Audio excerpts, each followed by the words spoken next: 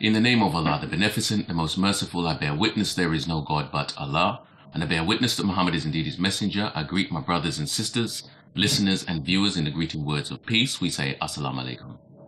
Welcome to FahjrShowTV. This is an extension of the top-ranking underground Muslim information radio broadcast, which goes out weekly on Genesis Radio, www.genesisradio.co.uk, and it is an extension. I'm here with my lovely wife, beautiful wife, Sister Janet Aisha. Would you like to give some greetings, sister? Assalamu alaikum, family. In the name of Allah, the Beneficent, the Merciful, I bear witness that there is no God but Allah, and I bear witness that Muhammad is his messenger.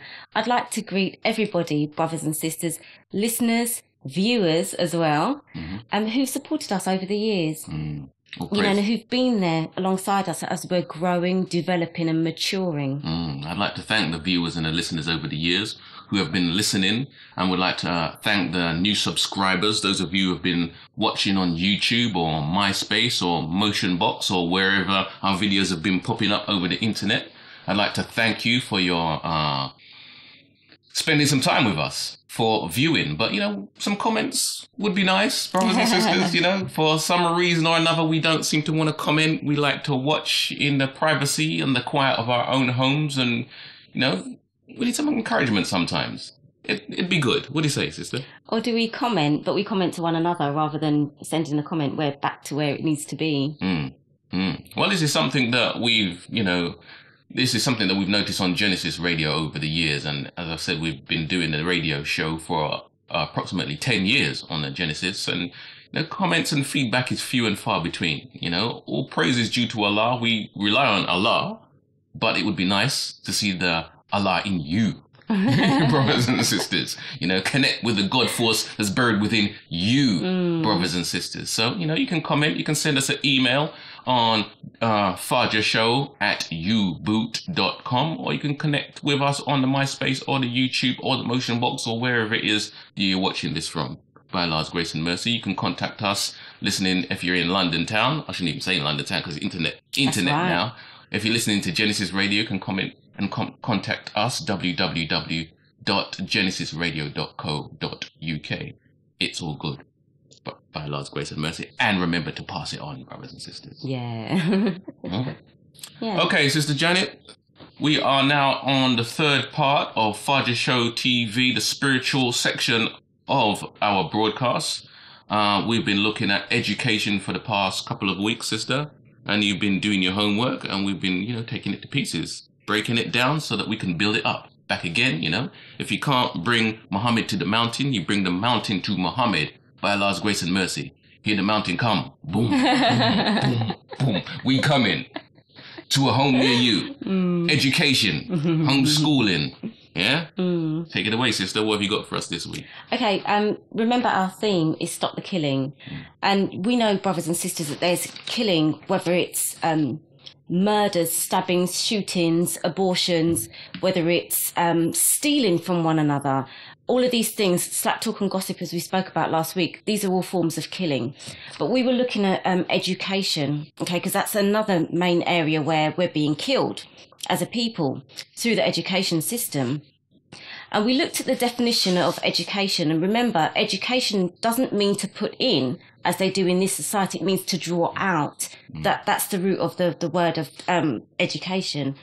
Now, in week 1, our title was Life Drawing, and it was about shaping the minds of our children when we're pregnant, even before conception, preconception, and conception, when our thoughts, our opinions, our ideas, our emotions, all of those things actually affect the child. They affect the child in the womb, whether it's positive, negative, whether we're happy, we're sad. Our babies feel when they're inside of the womb. They can hear us, they hear their brothers and sisters, they hear everything. Once their ears are developed, they're here.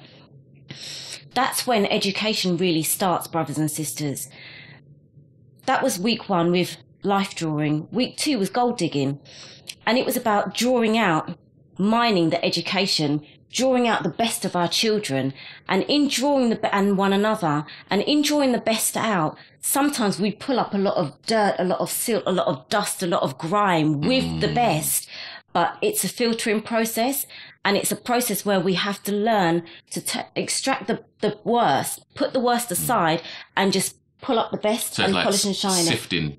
Sifting and sorting. Yeah, it's actually a sifting process, because remember, even in the Bible, it speaks about the wheat and the tare, and that there's a time for everything, and the wheat and the tare grow together for a period of time, but only in harvest time, that's when the wheat and the tare are separated from one another. The distinction is made between them. So we need somebody with the skill, the knowledge, the know-how, the wisdom, the experience, that's the word I'm looking for, the experience to know that when that silt and that soot is coming up, to expect it.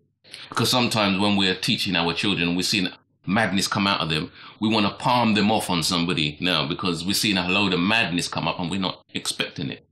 Right. And that's the true role of a teacher. A teacher is one who encourages to draw out. They're coaxing, they're shaping, they're molding, they're manipulating. They're using all of their skills in order to get the results that they want. It's like the potter and the clay. You're making, your idea is to make a cup. The clay doesn't necessarily know what shape it's going to end up in. It's flexible and it's malleable, it's movable, it's workable. But as the potter, I need to know how to work it.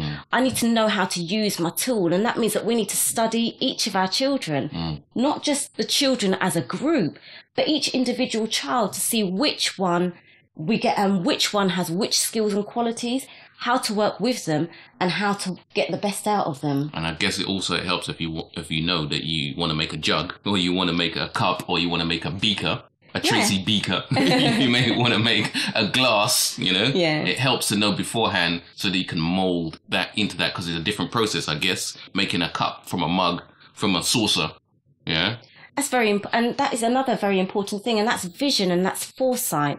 And it's about having a plan. Allah God is the best of planners, brothers and sisters. And in him having a plan, it means that he has a plan and an organized way of us reaching our destination. He has a specific journey for each of us. And so should we. We should have a plan of what we're doing with ourselves, for what we want for ourselves and our children. State your intention. That's right. What do we want for our children? What do we want for one another? You know, don't we plan to go out at the weekend?